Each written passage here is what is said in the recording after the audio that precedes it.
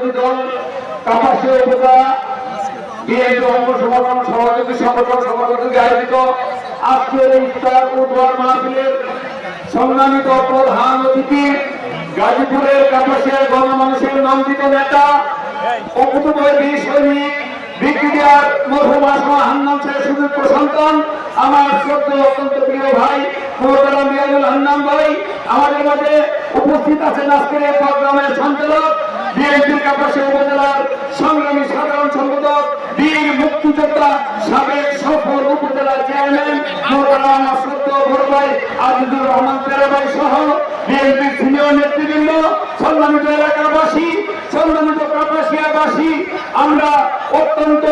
আনন্দের সাথে আমরা বলতে চাই দীর্ঘ প্রায় 15 বছর দেড় যুগ পর্যন্ত যে ফ্যাসিস্ট সরকারের কারণে এই ধরনের প্রোগ্রামগুলি করতে পারা যায় নাই ধর্মীয় অনুষ্ঠানও করে বাধা দিয়েছে ইফতার মাহফিলের ইফতার করে ফেলে দিয়েছে এইভাবে যে জুলুম নির্যাতন চালিয়েছে সেই নির্যাতন থেকে যাদের মাধ্যমে যাদের রক্তের বিনিময়ে যাদের পঙ্গুত্ব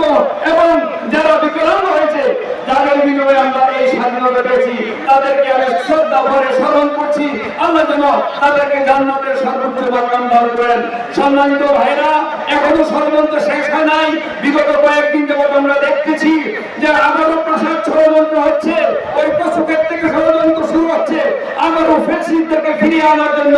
চেষ্টা চালানো হচ্ছে প্রশাসনের শীর্ষ পর্যায়ে থেকে তাদের সাথে যোগাযোগ করা হচ্ছে। আমরা ঘোষণা দিতে চাই যতদিন বলতে এটা যেভাবে জুলাই বিপ্লবের মাধ্যমে তাদেরকে প্রতিহত করা হয়েছিল তার চেয়েও জীবন শক্তি নিয়ে এই সমস্ত ফ্যাসিস্টদের আগমনকে প্রতিহত করা হবে ইনশাআল্লাহ।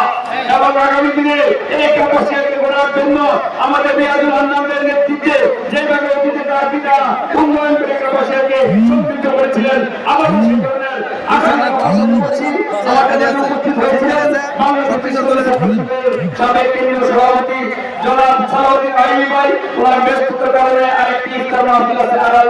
স্কুল মাঠে তিনি চলে গেছেন তার পক্ষ থেকে আপনাদেরকে সালাম দিচ্ছি এবং আমার পক্ষ থেকে